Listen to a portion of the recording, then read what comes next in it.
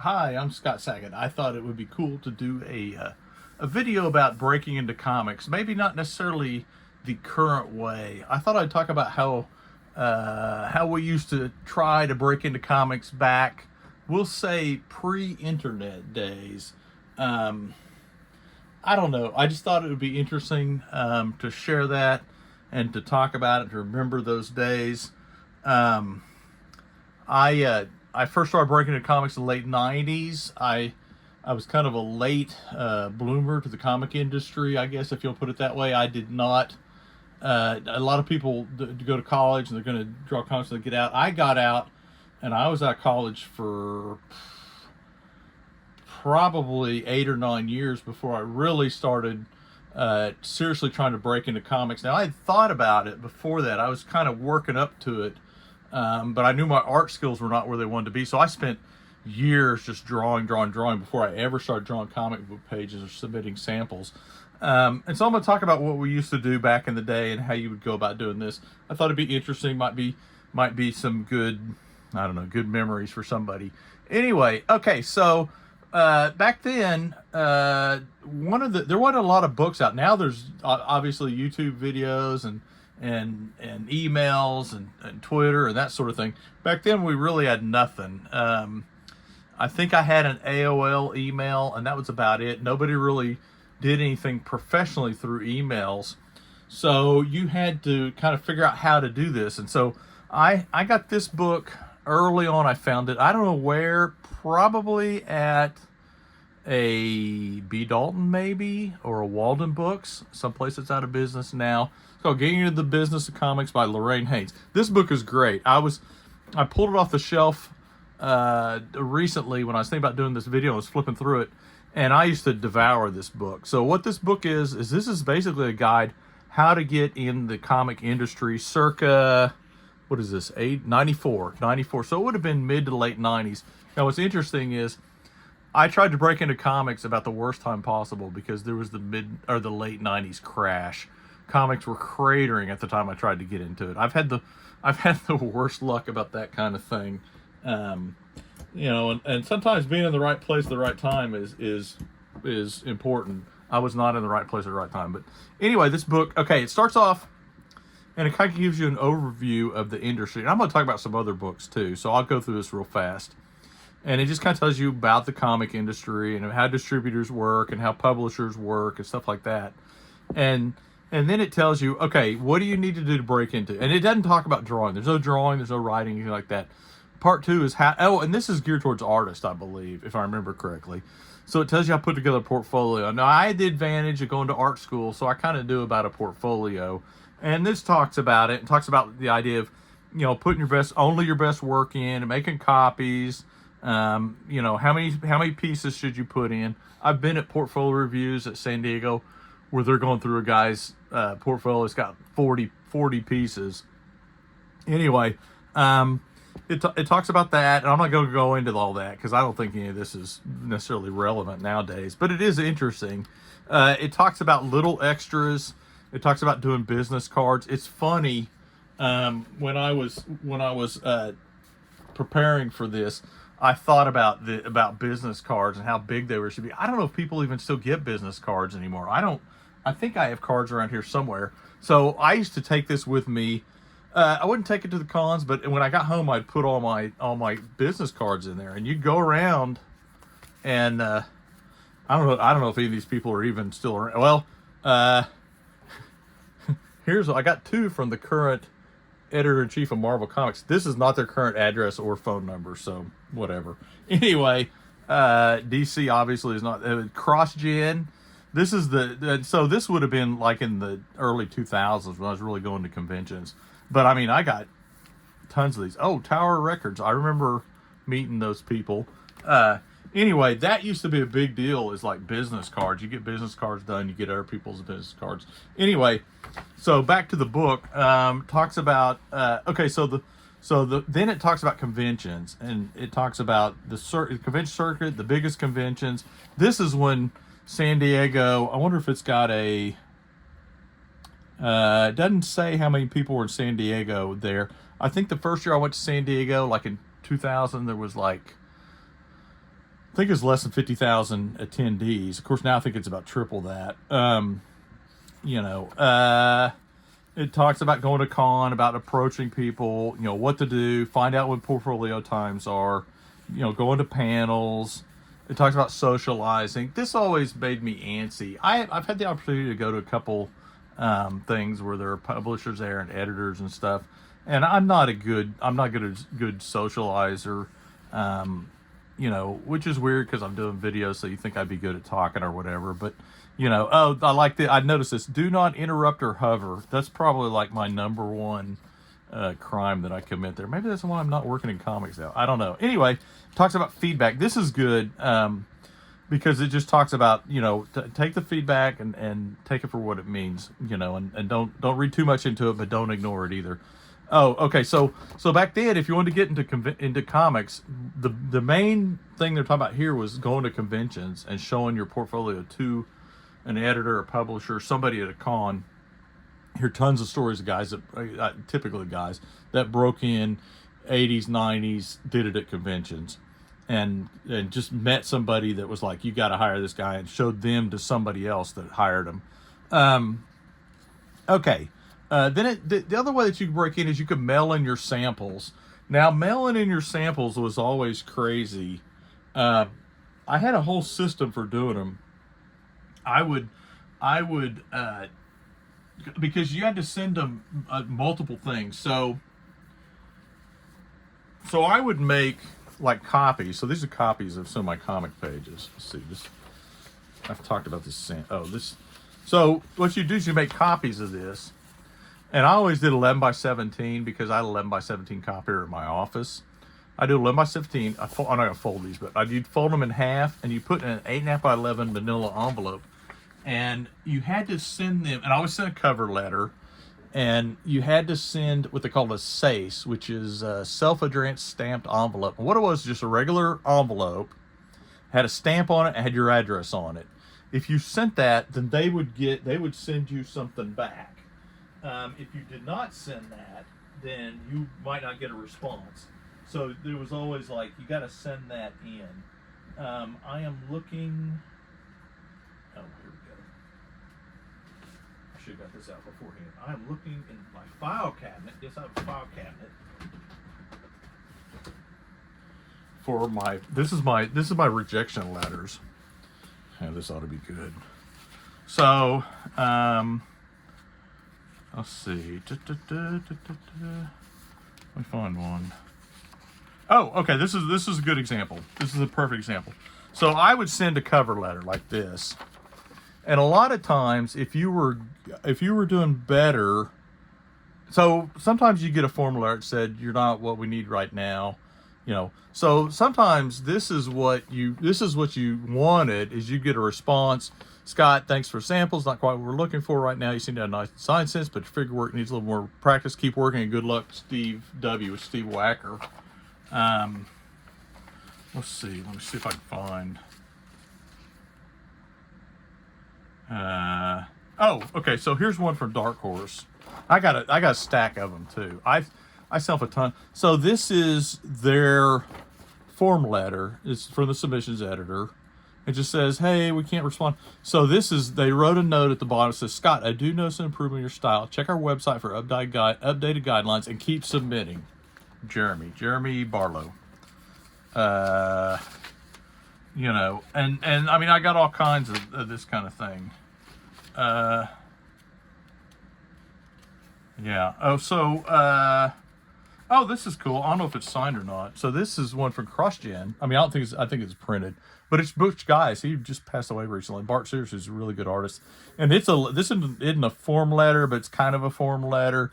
It just says, hey, you know, so this is, and again, I got, you know, tons of them. So the, and I used to have them pinned up to my bulletin board, but they were just a little too. Oh, here's a SACE. So this is what a SACE would be like. This is the Antarctic Press. I don't know who this was to. I got to wear. See, and on this one, I put the date on there, so I would know how long it took them to get back to me. And I don't know who that came in, because it's Oh, you know what? I think the CrossGen stuck their envelope in my envelope. Anyway, but that's what you used to do. That's what you used to do. You'd send them samples. You send them a cover letter. You send them a SACE. If you had business cards, you might throw a business card or two in there. And I had a whole system. I would draw my portfolio or draw my pages, get my copies, and then I got to where I was using is it Microsoft Word, and I had a spreadsheet that had all the editors' names on it and the books they worked on, and all the addresses, and you could set it up to where it would do like a mailing, and I would print the SACE, or I'd print the cover letter. I had it all written out, and then it would fill in the spots where their names went and all the pertinent information.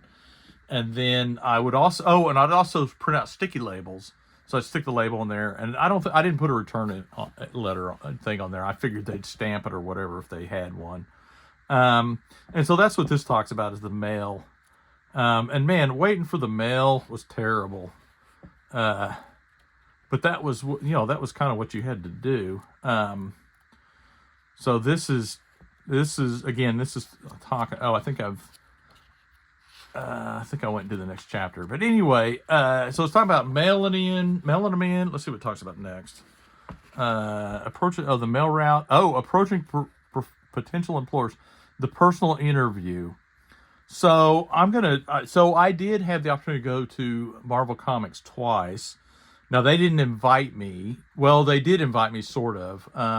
C.B. Cebulski told me to stay in contact, and I think he said, if you're ever in New York, holler at me or whatever. Well, I went to New York the spring after that New York Comic, or that San Diego Comic Con, and so I reached out to him, and so I went to Marvel Comics, and it was good. He talked to me CB spent a lot of time with me. And really was helpful. Okay, so the last chapter is talking about, let's see if this is the last chapter. No. Chapter 7 talks about legal stuff, negotiations, contracts, this sort of thing. Chapter 8, you got the job, keeping your humility, pursuing more working fans. I don't know that I had to work with that. I was always hustling for the next. There was certainly no problem with keeping my humility. How to be a good businessman, communication skills. Oh, chapter 10, special cases, related fields. It just talks about different related jobs. There's a lot of jobs in comics that are not comic creators, certainly that are not writers. But I love this book. This was one of the few books. So when I was trying to break into comics, I had this book, of course, which is How to Draw Comics the Marvel Way. And I've talked about that. This isn't the one I had, a different one. This is the hardcover that I got a few years ago. But I wanted to talk about a couple other books that are kind of related that I did not have. So at one point, around the same time I got that book, I got this book, which is called Comic Book Rebels, Conversations with the Creators of the New... It's funny, the new comics. It's like Frank Miller in here. But it's basically interviews with all these comic creators. And this kind of thing I found very helpful, because I say helpful, I didn't break into comics, so I don't know how helpful it was. But it was interesting to read about their stories and what they were doing, and this sort of thing. It kind of gave you... I don't know if this would have been pre-Wizard. It's probably about the time of Wizard, but it was a little bit different deal. What they're looking for. It's got Scott McCloud, who wrote Understanding Comics, Larry Marder, Jack Jackson, who wrote a great book about the Alamo that I bought not long ago, Richard Corman, great artists, Lee Mars, Howard Cruz, Dennis Kitchen, Dave Sims, Cerebus, Kevin Eastman, Peter Laird of Ninja Turtles, Harvey Pekar and Joyce Brabner, Mobius, Alan Moore, Eddie Campbell, Neil Gaiman, Ted McKean, Frank Miller. Oh, I think the New Independents, Pass the Ammunition. Frank Miller, Colin Doran, Rick Veitch, Todd McFarlane, and Will Eisner. Anyway, this was at the time, this was a great book. I read the crap out of that book. So a book that I got that was not as helpful, or a book that let's see, when did this come out? Yeah, this would have been 96. This came out. So this would have been something I had. The new Marvel Comics tryout book. They really focus on coloring in this particular one. And there's a little bit on writing, and I don't think there's much about drawing. I mean, it's got pages in the back. You can pencil. You can see I never did them. I don't know this book, and you see it's got number 2 there. This book is the follow up to this book. Now, I did not have this book until like 6 months, a year ago. This is the official Marvel. This is the first tryout book. This came out in 83.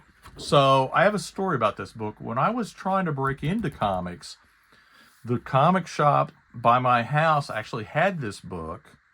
Not this one, but a copy of this book. And they wanted $20 for it. And at the time, I was probably making $6 an hour. My wife was going to school. There was no way I could have bought this book. I didn't have that kind of cash. But this tryout book is great. Now, you're going to have trouble seeing this, but it's got great examples in it. This book, I think, is so much better than the follow-up. And I read somewhere that when Marvel put this out, they made just a killing. They just sold tons of it. And they were $13 a piece. $13 a piece. So this is like inking, but the pencils, this is by John Romita Jr. Obviously, early John Romita Jr. But I mean, how cool is that? They did it in non-repo blue so you could ink it. And there's a whole comic in here. There's way more. This would have been much more helpful to me because this was kind of how I was trying to draw early on. You know. It's got scripting, so it's got pages. You know, they didn't waste anything. It's front and back on this art. It's so phenomenal. I've wanted to take this apart and see if I could scan it and darken it up and then print it out again, because I think it'd be so helpful. And see here, they give you a plot and then you draw it. What's funny is they print the pages on both sides. So this book, I would love to have had this. Didn't know anything about it, couldn't afford it, wouldn't have mattered.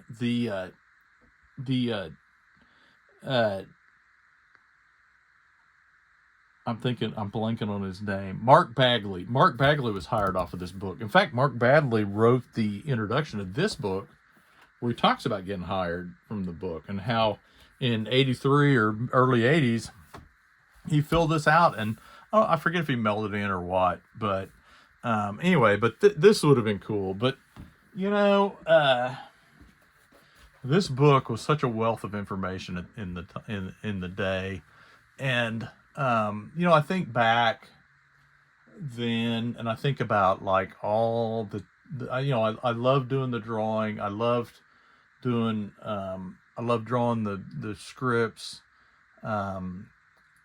And I think back about and I would come home and spend an entire evening. I'd sit in the living room floor and I'd assemble all the parts, and I'd take them to work the next day, and I'd mail them off at lunchtime. And it probably cost me about $50 every time I mailed it with postage and everything. But man, it was so cool. It was so exciting. And, you know, and I'm not really even sure. I haven't submitted anything to anybody in a long time. I don't know if they still even. That was everything I was talking about, was how did I get addresses and names to mail stuff to? So what I would do is I would look in the front of the comic, and it would have the address, and so from there I would look. I would always mail one to, you know, submissions editor / you know, Marvel Comics 2112 whatever. And I do the same thing for all the publishers. I would buy the comics. I'd look and get their address out of there, and that's not even accurate anymore. I don't know if they still print the address, but I did try and mail. I'm friends with C.B. Cebulski, and I tried to mail him a copy of a comic of mine not long ago, and I got it back because I guess the address in the front of the comic wouldn't accept mail or something like that. But but the I would then look at the editors for the different books, and I had like a kind of like a list that I made of all the editors that I would keep track of, and I'd keep track of who responded and who didn't. And you know what's crazy is when I mailed them stuff, I usually got something back.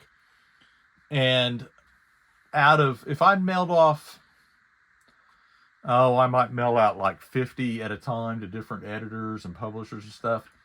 I bet I got at least a third to a half of them with a response, besides just like a letter, a form letter, where I knew that somebody had seen it. And as I went, I got a little bit more. Obviously, I was getting better, but obviously there were people that were seeing my name and stuff. And that was kind of the thing, is I was trying to send out stuff. I don't know. I didn't send it out every other month. I sent it out quarterly, though. I would send out a submission package. And to me, it was fun. It was exciting waiting for the mail to come in. It was disappointing because, obviously I never got that big call from Marvel. And ultimately, really, when I looked into it, the more I talked to people, the more I realized I really didn't want to work in comics like that. I love drawing comics, but and I've talked about why I did a video called "Why I'll Never Work for Marvel Comics," and it's not because I hate Marvel Comics or anything, but it's just the industry it's changed. I like this era, but it's not like this era. Or I liked, the Bronze Age kind of stuff, and it's just changed a lot. And but it's still cool to think about, and that's why I wanted to do the video, because I thought it was really cool. And hopefully, first off, hopefully there's somebody out there that's still submitting stuff. I'd be curious what they're doing. So if you're still submitting stuff, you've watched this whole thing, you're still submitting stuff, please leave a comment below about what you did, or what you do. Are you emailing stuff in? I did at some point start emailing stuff in. And man, when you email stuff in, I'd never get a response, hardly. I mean, once in a while, but it's so rare. It's so much easier for people to ignore an email.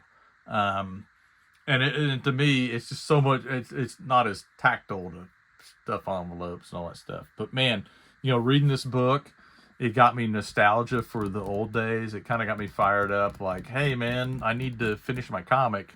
I don't know where I'd mail it, but maybe to some of those people, some of those editors that responded back 20 years ago, 25 years ago. But anyway, I hope that you enjoyed this. It's kind of self-indulgent of me to do this. I don't know if anybody's interested in how to break into comics circa 1998, but if you did, let me know. Anyway, thank you very much. If you enjoy this, please take a second to subscribe, or not leave a review, leave a comment below. Anyway, thank you very much. Have a good evening, and I'll talk to you later. Bye.